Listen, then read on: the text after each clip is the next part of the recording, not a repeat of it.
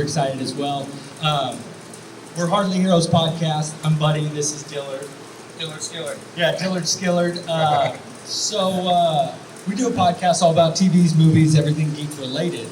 I am really excited because you have a laundry list of stuff you have done that is so cool to say you got to be a part of. And some really big things. I know, obviously, we'll get into Star Trek. But first, I wanted to ask Seinfeld. Yes. That you got to be in that show. How was that? That was an amazing experience. I remember when I auditioned, I was the first one to go in. And they laughed. Jerry was in the room, and the writers, and Larry was there, Larry David, and they laughed a lot. And then there were like 12 or 15 other guys after me, and then I got a call later on that I got the part. And I remember asking Carol Leifer, who was a writer on the show, I said, how did you choose me? You know, there were 15 other guys who were really good, and she goes, well, you were first, and we ended up comparing everybody to you. And wow. Yeah, so You got to set the bar, if you will. yeah, I guess, but the experience was great. They were all super nice, and they all came up to me and wanted to run lines, and Julie Louis-Dreyfus, and it was just a blast to work on that show. It's like TV history, That was going to be my next question. It's funny you said that. That was unlike anything we had ever seen before, the phenomenon behind Seinfeld. And I was trying to talk to somebody. I've never seen a show that was rewatched so much for so long. Yeah. So being a part of that and hearing, Jerry and Larry and all of them in there, that must have been so cool. And then to keep going, you got to work on Curb as well. Curb Your Enthusiasm, yeah, that was fun. I got to improvise the whole scene was improvised, and he's great. He ruins a lot of takes because he laughs. So I did not know that. But that was fun. That was a very quick thing, but it was really fun to do and improvise. You don't get much chance to do that. Yeah, that's what I was going to ask. I heard that there isn't a huge script with that. They're just kind of like... It's an outline. This is what they write down. This is what's going to happen in this episode. And this is the storyline, and this is the B story. And all it was at the audition was they said, Larry accuses you of stealing his plane tickets. And that was it. And then, I improvised the line, which I don't want to say because there's children here. But that was fun. And then actually later on, I got to work again with Jerry on an American Express commercial. I played a cop, and that was fun too to work with him. And he was great. He was such a nice guy. It was always a pleasant experience to work. Cool. I know you always hear about celebrities who are jerks, or I've never worked with anyone. Well, there was one. He's a karate guy. Oh, okay. That's all I need to say. Yeah. Next question, right? Because I wonder that too. I'm a huge like Seinfeld and Curb are two of my favorite shows of all time. So like hearing that Larry David was super cool. I always wonder, is he the same guy? He is. He is exactly the same guy. Oh my God. He's the George character from Seinfeld. That's him, basically. Yeah. I always wondered until I started when I got older, I really deep dived into that and looking into it more, finding that behind the scenes when he did interviews and stuff, that's just who he was. Yeah. He would just pull from his own kind of thing. That's him. Yeah. And I thought that was the funniest thing. So knowing that he was able to do his own show, just playing himself. Yeah. And was that hard going in knowing that you just had to kind of come up with your own kind of lines? No, because I was in the Groundlings for 4 or 5 years. They're like the premier improvisation group in Los Angeles. So I was really comfortable with improvisation. Will Ferrell came out of there, Lisa Kudrow. Oh, yeah. Yeah, lots of Kirsten Wiig. Yeah. Yeah, a lot of big names. Yeah. Nice. But, so I had a good improv background. Is that how you got your your start in improv? Yeah, pretty much. When I first got out to LA, I started taking classes at the Groundlings, and then took like a couple of years to get into the main show. And then that's how I got my agent, my first manager, and yeah. So what was the first like big gig, so to speak? My first job was on a show called LA Law. Yeah, I was a cop testifying. I played a lot of cops early on. And then now I play the bad guys. So. So you grew up in Detroit, correct? Yes. So when did you make the? 1986. Nice. Was was there any like improv like clubs or? In Detroit, no. I Nothing? never done anything before like that. A friend of mine just said you should take this class, and I did. No way, that's so cool. Yeah, it was fun. Yeah, that would be a huge leap of faith. Yeah, yeah, it was. Out, though. Yeah. So when you were in LA and kind of coming up and doing all that stuff, was there one role in the beginning that you were maybe a little over the top excited about, that you felt was like your big break? To think, I thought maybe my first big movie was a Coen Brothers movie called The Hudsucker Proxy, which probably nobody saw, but it's one of the movies that they made.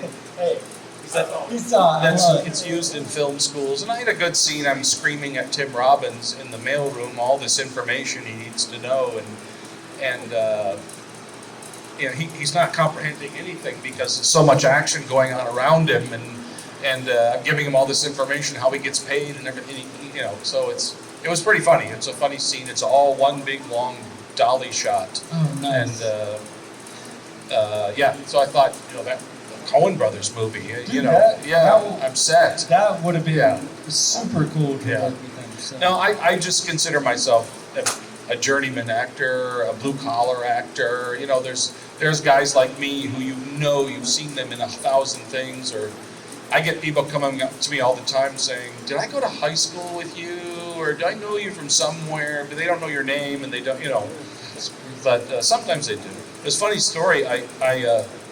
I used to do those commercials for Capital One. You know, those Viking characters they had. Yeah, I was one of those guys for about 4 years, and we were down in New Orleans shooting a commercial down there. We had a big catapult in the Mardi Gras parade, and we were catapulting beads to the crowd, and there were like 1,000 extras there, and in between takes, I hear this little voice way out in the background saying, "Hey, it's the limo driver from Seinfeld." Oh my gosh, that's awesome. How the heck did they recognize me? We got helmets and beards and scars, and That's so funny. yeah, it was fun. Dude, so people still, is that what they recognize you the most from, the Seinfeld, do you feel like? Yeah, because I think that it's run so many times. Well, and it's such a funny scene. Yeah, it's a Because when she pretends to she's be deaf. Yeah, and she is a funny actor, I heard, but I heard She's she great. laughs all the time too, like Yeah. in takes, and I heard people get upset because they're like, "Come on, dude, I got to do it again." yeah. And so I guess that'd be Well, really hard. I try not to, because, you know, if you're like the guest star, you don't want to mess up takes, because, you know, they do a lot. So Well, yeah, because they're like, well, I'm not going anywhere. yeah, so. exactly, yeah. But so you've done a lot of TV shows as well, like a lot of one-offs. You were saying like a blue-collar actor. So what would you say that is? Like, Well, how would you just define somebody that? who has been able to make a living as an actor, but not really reach that, you know, stardom status. You know? Okay. Because I think would be really fun, because you're Yeah. never typecasted. You kind of, well, you were saying you play a lot of cops. I used to. And, I mean, I played. Yeah, I mean, I'm not really. Maybe that's why too. I haven't reached that, because they can't really pigeonhole me into one thing. So I played so many different things that, you know, which is fine with me. I'd rather have that variety than Yeah. play Joe the mailman for 40 years. You know. Yeah, because that's what I kind of like you did the middle, you know, like you've done all these like different, you were in Modern Family for an episode, like 2 episodes. two of that, episodes, sorry. Yeah. And so I think that's super cool that you kind of just get to do it all. Yeah, and I still do. Yeah. Yeah. Because you're still, I didn't know, I was going to get into it a little bit later, but you do have a project coming out that's real, Well, I hope I'm still in it. It's a movie with Matt Damon and Christian Bale Yeah. called Le Mans '66. It's Yeah. about the famous car race at Le Mans that Ford beat Ferrari for the first time in history. and it's like, this movie is like, it's got a big buzz, and so, I mean, Yeah. to work on that. They built at this little airport. They built the entire Le Mans grandstands, millions of dollars. It looked spot on, and it functional too. People sitting in the stands, and it was pretty amazing. All the pits, each pit stop for each car, and so I played John Holman, who was part of Holman Moody Racing, a famous. They built race cars for Ford, and so I had my pit that I had to stand in the whole time, and That's so cool. yeah, I thought I looked like John Holman. So Worked out great. yeah, but that's fun. And I'm also in an episode coming up from How to Get Away with Murder. Oh, nice. I play an alcoholic in rehab. Oh, yeah? And I'm in a commercial that's running now for Sonic Drive-In. I'm the trainer. I'm rubbing his shoulders in the back seat, and he's training how to eat a hamburger. But see, that's what I think is so fun, like just all these different things. And Oh, I know. And then all the different aliens, Yeah. Yeah. And yeah, we are going to get into the Star Trek stuff, Okay.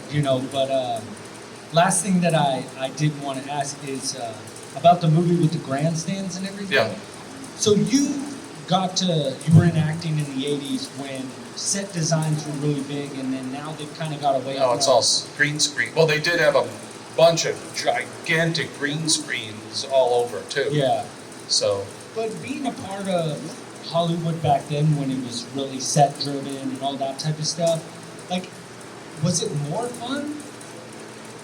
Was it easier to kind of get in the character because of all? yeah, because you had that environment that you were in. Now you're standing in front of a green screen a lot of times and acting to a monster or whatever that's not there, and or a guy holding a stick with a Post-it note on top. Because Yeah. I would feel it'd be so like Yeah. kind of take you out of it. So Yeah. I feel honing your craft even more is harder. Well, I don't know. I don't know if it's harder. It's just different. Okay. It's just different. Sometimes it's not as much fun. Yeah. You'd rather have other actors, like the Star Treks, for instance, as the Klingons. You're on the viewing screen on the Enterprise or on the whatever the ship is, and so you're not really seeing those actors. You're sitting in your set Yeah. and talking to a camera, Yeah. So I never met any of the cast from Enterprise Oh, no because way. it was just me sitting, So, Yeah. but I did meet the one cast member, played the chief engineer. Oh, okay. He ends up getting impregnated by an alien race in that episode. And anyway, one of the funniest things was this was on Enterprise. Mhm. The Klingons come upon this alien race and they want to destroy them, and they say, wait, they have this great cool holograph device. You can see all of Kronos.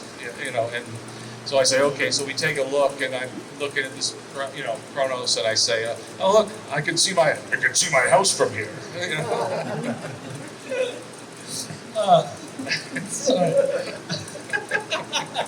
I don't really laugh at that. So with that, when you got the call to be on Star Trek, you still had to read for it, or? Oh yeah.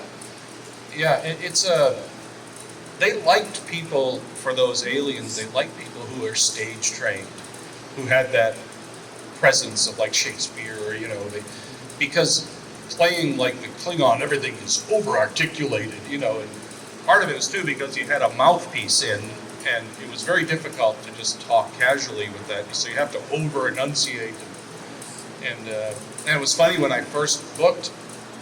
They sent me a cassette tape with some Klingon words, like God, I can't remember. Patak was one of them. Patak. I have no idea what that means now. I think it was like an insult or something. But they sent me a cassette with to learn some Klingon words, yeah, it was just an audition like any other. You know, obviously you're not wearing makeup. But you knew it was Star Trek. They don't. Oh yeah. Because back then, I've heard now, sometimes they try to keep it a little more hidden. Oh well, yeah. Some shows will only let you see the scene you're in. And, well, for instance, How to Get Away with Murder. When I auditioned, it was like a bunch of dialogue, and they said this will not be the same when you work on the show. The dialogue won't be the same. So they don't even give you the dialogue you're going to be doing in the show. Oh, wow. Like it was something else. It actually turned out to be a combination of a bunch of different characters' dialogue. And do you think they're worried of like people leaking it over the internet or something? I think so. I think it's because of the internet. They're very cautious. They don't want, you don't want people to give out storylines. No, definitely. A lot of times when you audition, you have to sign a non-disclosure agreement. Saying that you won't say anything. Yeah. You're like, I'm used to this. You're like, I've been around doing it for so long. Well, it's only been since the internet age. Wow. Yeah, they never did that before. Oh, wow. Yeah. Yeah. Because what am I going to do? I can't mail everybody a letter. Yeah, you're telling two friends, and then by the time it gets out farther, yeah, the whole story has changed anyway. Yeah. So when you did Star Trek, you were a Klingon. Yeah. How was it putting the makeup on? Well, it's grueling. It's 3.5 to 4 hours. You get there at 3 in the morning, and you sit in the chair. They're super great people. I got to work with Michael Westmore, who's like a legend. I don't know if you ever watched that show Face Off. Yeah, Yeah, he's in it. Yeah, he's the mentor. He made my teeth for me, and I'm also a sculptor, so I showed him some of my sculptures, and he was very impressed. But anyway, he made my teeth for me, and they ended up using the same teeth. That was in Deep Space Nine, and then they ended up using the same teeth for Enterprise, so they still fit. But I hope they cleaned them, though. I would hope so. You know what I mean? They're like, no, we want to leave all the saliva. Yeah, let it grow in there. Yeah. Get a little bit moldy, no big deal. But it's a grueling. The makeup takes a long time, and then you're on set for a long time, and then it takes about an hour and a half to 2 hours to take it off. Yeah, it's a long time. Because I got to interview Mindy Sterling, and she did The Grinch. Yeah. And she told Mindy's me, a good friend of mine. Yeah, because you guys are close, right? Yeah. Or friends. Yeah. So I got to interview her, and she's hilarious. Yeah. But she told me when she did the Grinch that when they put on like the ears and everything, she felt claustrophobic. Yes. And I was going to ask you if you felt that same way. Well, on Voyager, I had to wear a full hood prosthetic, and no nostrils, eye holes, and then a little mouth. So all I could do was eat French fries and drink through a straw. I mean, you got to do it. French fries either way. Oh yeah, that's true. Yeah, and that was getting to me after about 8 or 10 hours. It was starting to really get to me. But and then one time I worked on a show called Babylon 5. I don't know if you remember that. I played a Narn, which is also a full prosthetic, but they used they already had the prosthetic. It wasn't fit for my face, but they used it, and I had to wear these giant red contact lenses, but the eyelids in the prosthetic were pressing against my eye, and I was really new. This was one of my first jobs. I didn't want to make any waves or complain to anybody, and so by the end of the day, my eyes were swollen shut, and the next day for shooting, they had to shoot me with my head down, so they wouldn't see my eyes. And it was a stupid thing. I should have said something. All they do is cut the eyelids out that are on the mask, and it fit fine. But I get it because you're like new. I don't want to. Yeah, I don't want to get fired because I complained. Yeah, because you said one thing. Yeah, now I know. Yeah. Now, I've been asked in the past to do some really stupid one show called Renegade. It was really. I won't say anything bad, but it was shot in San Diego. It was okay. It was a funny, fun show, but They wanted to hang me upside down with some guy holding onto my ankles out of a window of a building. What? And I'm going, that wasn't in the script. And so I said no. And they were pissed, and it's like, so what? So they had to call in, hire a stuntman. Yeah, I wouldn't have done that either. And another time on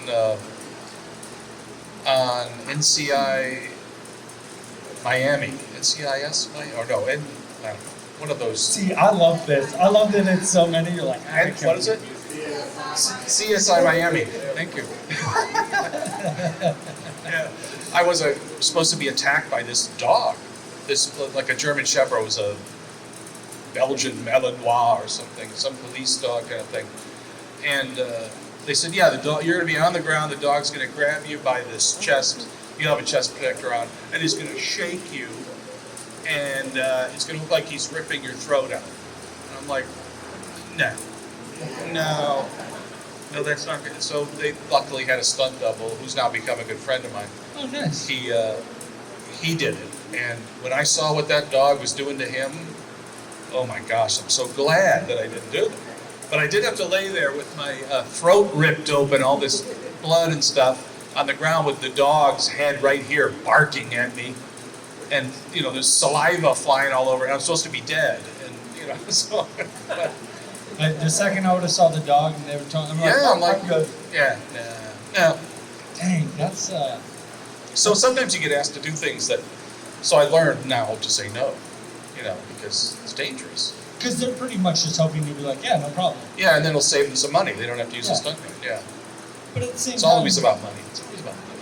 yeah, you're like, if I get hurt, then I'm out of a job, for a while. Yeah. Depending if, whatever was. Yeah, exactly.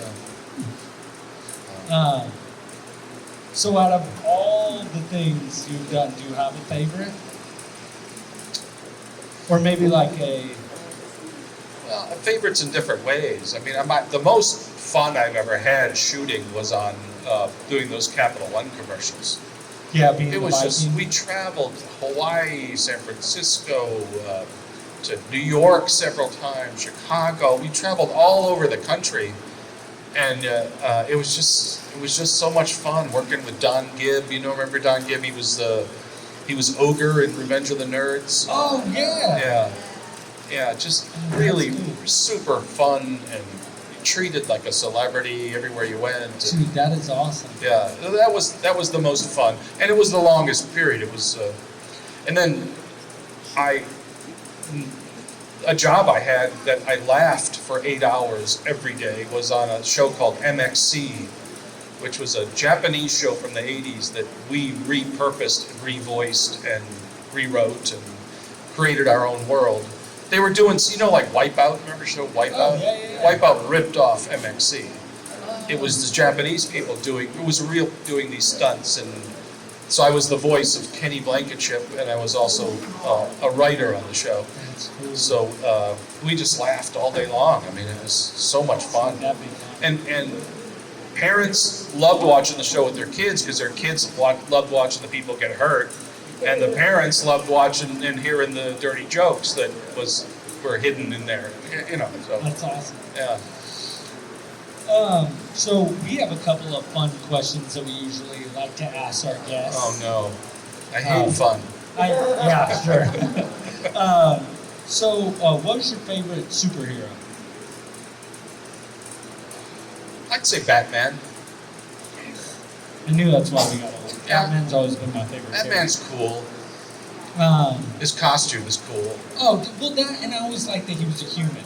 You know what I mean? Yeah, Like, he was he didn't really, and we've got. he didn't have superpowers. He just Yeah, and they always give me flack on the show because Gadgets, they're yeah. like, he's not a superhero. I'm like, yeah, but that he can hang with actual superheroes is what makes him awesome. yeah. So he's the ultimate detective. Yeah. Favorite villain? Well, I can't remember, but it was Benjamin Cumberbatch on one of the Star Trek movies. I don't remember the character name, but he was so good in that.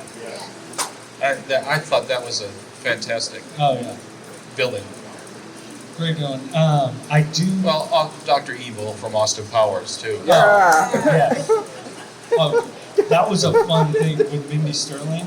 So we're sitting there and we're ripping and talking, and she kind of stops me in the middle of the interview, and she's like, "All right, I'm gonna do this for the fans. I'm only gonna do it once." And she did, screaming like, "Here come the clones!" and like all of her like medley, and then she was like, "That's all you get." And then she just kept going. But I was just dying laughing because I was really caught off guard. Yeah. She's funny. Yeah. She's a great person. Yeah. I'm not going to do that. You're fine. I was hoping you were going to be in the full Viking outfit. I thought about that. You know, You know? I could get my friend Ron Pipes. He's one of the makeup people who worked on the show, and he could have done it for me. But what am I going to drive here in makeup? Yeah, in it. They're like, I need to be, in air and conditioning. it's 140 degrees out. Yeah. At least it's nice and cool in here. I'm amazed by some of the people who were the blue lady that was here earlier, Oh, all dressed up. It's like, my God, it's got to be hotter than heck in those things. Well, that's something I actually just thought of. So this is your first con that you... Ever, yeah. What do you think of the whole cosplay? Well, it's interesting. There was a TV show called about cosplay. It was the same network that did Face Off. They had a show Sci-Fi. about, what was it called? No, I don't know the name of the show, but it was on Sci-Fi Channel. Yeah, Sci-Fi Channel. But it was about cosplayers, and it followed like 5 or 6 people all around, and it's fascinating. I'm amazed by some of the work is amazing. It's phenomenal how many hours they put into it, and I know the big one right now is like the 501st. They're a group of Star Wars like enthusiasts that have made Star Wars. There's 2 back there. Yeah, they've done like stormtrooper outfits, but they actually got invited by Disney to be on the new Mandalorian show. Oh wow! Which I thought was super cool of Disney to do something like Yeah. that for just a bunch of fans because cosplay has gotten so big It's huge. and Yeah. that they look so realistic. Yeah, I was at shooting a movie in Ohio called Aftermath with Arnold Schwarzenegger Oh, a couple of years ago, and in the hotel there was a cosplay convention going on, and so all these people were in the hotel. So I would go down and sit in the lobby and just look at all these cosplay people. They're all dressed up, and it's pretty cool. Yeah, it's really cool seeing what they put into it. So I got one last question for you for our Hardly Heroes questions. Is if there was a zombie apocalypse, what would be your weapon of choice? Chainsaw. I know it's not practical. It's not portable, but Nothing's practical. But it's fun. Oh, imagine the fun. That's my favorite question ever to ask because you'll get people that are like all over the board. The Glow girls said Twinkies because they would just, Twinkies and Snickers because they would just feed them to the zombies and they wouldn't want to eat them. I wouldn't want to be in their group. No. Yeah, I said forearm machetes. I've heard Yeah. an ice cream scoop because they would scoop out their eyes, which was pretty funny. But yeah, you get all these random questions, so it's pretty fun. That's a lot of logistical planning with that. I mean, the chainsaw is just like in Dawn of the Dead. The remake. The original is my favorite, but the remake with the bus that they put together and it had the slots for the chainsaw to go through. You're like, that's me. That's me. That's what I want to do. I did want to open it up to see if anybody had any questions that they would like to ask. No, if not, I can keep going. I didn't want to be mean. I wanted to be able to open it up to you guys. Okay. Yeah. Go ahead. Hi. Hi. Angela, nice to meet you. Nice to meet you too. So, as someone who has never seen Star Trek before, what can you tell me to get me interested in seeing it? Have you been like living in a cave? I'm more of a Star Wars guy, just personally. Oh. But I'd like to see it, and I just want to what you can tell me, going into Star Trek. Well, I'm not like I don't watch every single episode of every Star Trek. But what really got me hooked on Star Trek was the storylines, the writing. There's always a message. There's always some, there's humor thrown in, and that's what I always enjoyed about Star Trek. And the funny aliens in the original, the really hokey aliens, but they're still cool. I mean, I remember I live right by this place called Vasquez Rocks, where they shot the episode of the giant lizard head with the shiny costume was chasing Kirk around, and you know, and in their gift shop they had one of those prosthetic heads of the alien you could buy. But you know, it's such a hokey alien, but it was so cool. It was With a lot of issues that you'd be surprised that are like current kind of issues. Yeah, But yeah. it's in a different kind of format. You almost don't even realize it until you kind of take a step back and kind of look at it. Which is really cool that they were able to package it in a different way. like the episode of I think Frank Gorshin was in that one. I'm not sure, but the episode of these alien races, these two alien races. One race had half their left side black and their right side white, and the other race was just the opposite, and they were always fighting because of that. And you know just how ludicrous it is and how foolish it makes people look. And yeah, I mean, they just always had a cool message.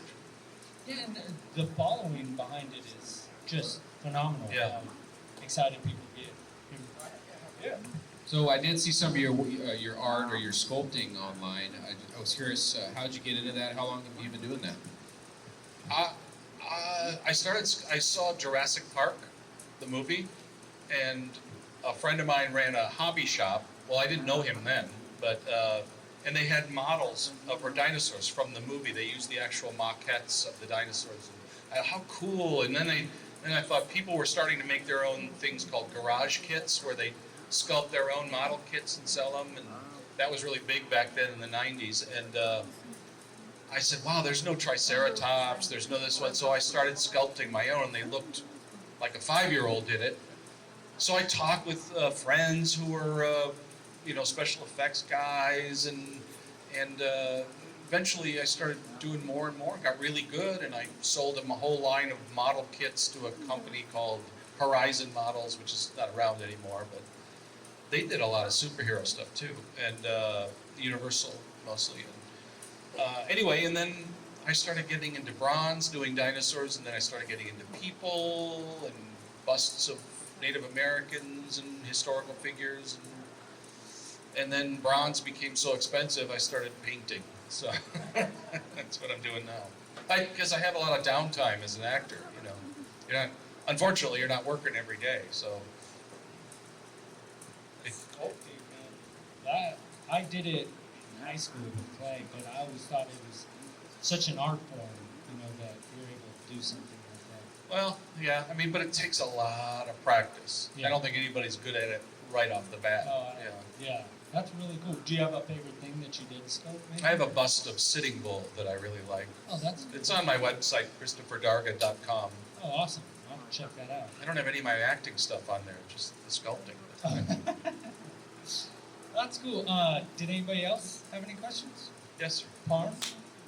So, you've done a lot of different roles. I guess it's two questions. What's been your most challenging role physically? And what was the most challenging role, like challenging your acting skills?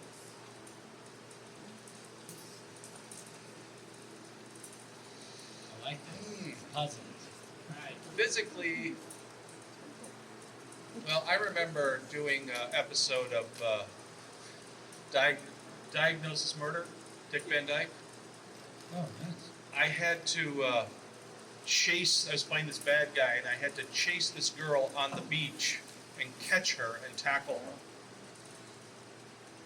She was running so fast, I couldn't catch up to her. And they did take after take, and finally I went to her, I said, you gotta slow down. So, we finally got it, but man, I don't, when was the last time, think about the last time you actually sprinted somewhere. On the beach. Yeah, it's like, it was crazy, but physically that was hard. And then I've been beat up in shows and, doing some little stunt work, getting punched and stuff, but,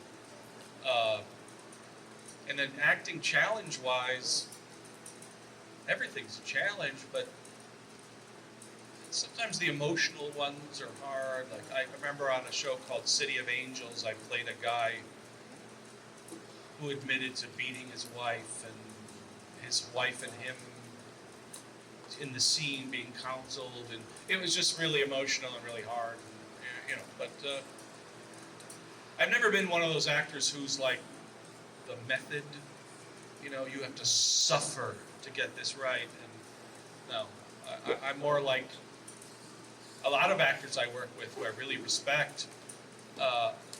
They're like, so, hey, did you see that episode of American Idol where that kid and action? Oh, I'm sorry, I didn't mean to kill my son. Cut. Yeah, where the guy was singing and yeah. That's more like the way I work. I mean, and I think I can turn it on and turn it off, and I don't have to suffer afterwards. That's impressive. To just be able to like flip it on and Well, I'm off. exaggerating slightly, No, but but what I'm saying is, I feel like you'd have to just be in that role. sometimes you do. Especially- But on take 37, Yeah, yeah. So, yeah, I always prepare and try not to obviously. screw around too much. But but I don't beat myself up. Live in a dark room for a month, trying to prepare for a role. Yeah. Nice. Anybody else have any questions? How many Star Trek series are you in? 3. It's in Deep Space Nine, Voyager, and Enterprise. 2 Klingons and a Asari bounty hunter. Yes, sir. Have you ever gone to the Star Trek celebration in Las Vegas? I have not. I did go to a Star Trek exhibit at. It was actually at Detroit Institute of the Arts. They had all of the costumes and some sets from the original show and some of the later shows. But no, I haven't. Is that like a? What is it? Is it like a Convention of Star Trek. Oh, it's a convention. Yeah. No, this is the first con I've ever gone to or been at. Aw. Yeah, it's fun. I think that's awesome, especially now, like, because I think more doors are going to open. And Well, I hope to do more. Sure. Because I think it's so much fun, at least for us, to kind of not even just talk to you about, like, I know everybody was excited to talk to you about Star Trek, but all of the other stuff too is so much fun to talk to you guys about, especially with your body of work starting so early in Hollywood to now. Seeing how much it's changed, it's really fun. So, same when I was talking with Mindy Sterling, was like, how Hollywood has changed so much. And she's like, oh yeah, like you were saying, I didn't know anything about the scripts and stuff, how you were saying they would change dialogue. Like, that was Yeah. super interesting to me. Yeah. Because I feel that'd be really hard as a... Yeah. A lot of times they don't send you a script. They just send you the scene. And I know Woody Allen's like that. Yeah. He'll even on the set he won't give them a script. Even when they've been hired, he'll just give them a page a day or whatever. Wow. Yeah. Because I once listened to his podcast, the guy from Christmas Story, the redhead, the villain, he was in Transformers. Oh yeah, the Scott Farkas. Yeah. Yeah. He talked about that they would only give him his lines so he wouldn't know what other people were reading. Oh. Is that true? That happens, but I don't think it's ever happened to me. Where Oh, I'm just okay. doing my lines and not the ones in between. They wouldn't show him who was talking to him or anything like that. It was just like... Oh, that's weird. And I was like, is that true? And I didn't know, so... Maybe they do that with kids sometimes. I don't know. I thought that was pretty crazy. I was like, oh man, it's pretty Yeah. nice. So, yeah. Yeah, the Scott Farkas affair. Oh yeah, he's hilarious. Yeah. Nobody else? Oh,